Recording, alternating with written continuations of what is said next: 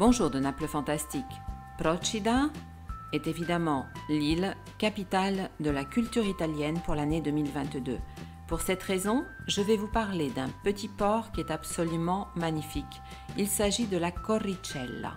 La Corricella est la marine la plus ancienne de Procida. Le nom de ce quartier vient apparemment du grec Kourekales, c'est-à-dire beau quartier. C'est un lieu où les voitures et les Vespas sont exclus, donc un endroit où le calme règne et qui est très agréable à visiter. À la Corricella, les maisons sont peintes avec des tons pastels, rose, jaune, vert et bleu, qui permettaient entre autres de délimiter les propriétés, ainsi qu'aux marins de reconnaître leur maison parmi les autres depuis la mer.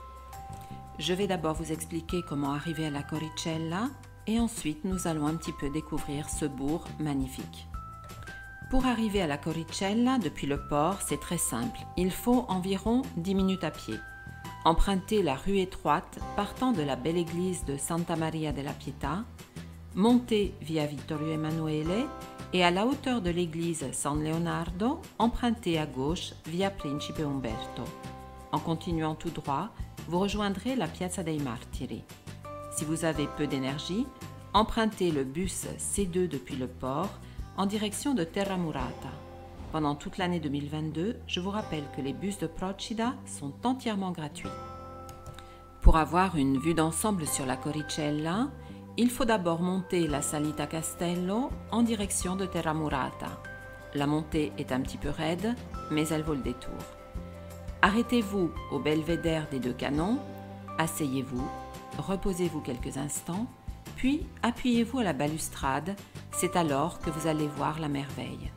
Une merveille, oui, avec un panorama à couper le souffle jusqu'à Ischia, dominée par le mont Epomeo, et en contrebas, la côte sud-sud-est de Procida, donc la Corricella, qui est le but de cette vidéo.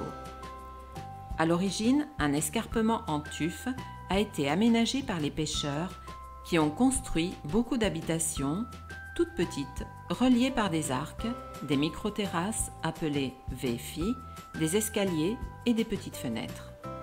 La Corricella, de par sa position est-sud-est, a une température agréable pendant la saison froide et pendant la basse saison, mais très chaude pendant la période de l'été.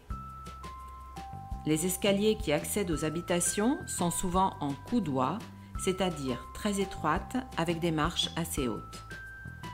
Pour combattre un petit peu la chaleur, des arcs externes couvrant la superficie d'une pièce permettent aux habitants de se protéger un peu du soleil de plomb. On accède à la Corricella en descendant via San Rocco depuis la place dei Martiri, à côté de la très jolie église Santa Maria delle Grazie. Ensuite, il faut descendre les gradins du Pennino en passant entre les habitations, pour enfin arriver au bord du petit port où les restaurants sont très nombreux. C'est tout à fait un paradis pour les touristes, pour les amateurs de peinture et pour les pêcheurs qui remaillent les filets de pêche tout en discutant entre amis. Presque au bout du petit port, à l'opposé de Terra Murata, un escalier de 150 marches disposé en zigzag au milieu des lauriers roses vous permettront d'arriver au belvédère de Caglia, d'où l'on admire Capri ainsi que Terra Murata. Personnellement, à la Corricella, je ne peux vous conseiller qu'un restaurant qu'il faut réserver à l'avance en haute saison. Il s'agit de la Lampara. Il est situé à l'extrémité du quai Marina di Corricella, exactement sous Terra Murata. La vue le soir est réellement magnifique, c'est celle que vous voyez actuellement, et les plats sont délicieux et très bien présentés. J'espère que ce petit focus sur la Corricella vous a intéressé. Je vous invite absolument à y aller si vous vous rendez à Procida.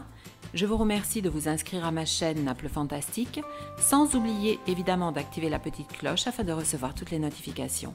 Parlez de ma chaîne ainsi que de mon site naplefantastique.com avec vos amis. Allez voir également les autres vidéos de ma chaîne où vous trouverez également des vidéos touristiques, un petit peu de cuisine, mais aussi quelques notions d'italien afin de pouvoir perfectionner, si vous la connaissez déjà, la langue de Dante. Par contre, si vous ne connaissez pas l'italien, c'est peut-être l'occasion pour vous de commencer à parler un petit peu cette langue. Voilà, je vous souhaite de bonnes vacances si vous devez partir en vacances dans notre région. Je vous remercie à nouveau, grazie et à la prossima volta.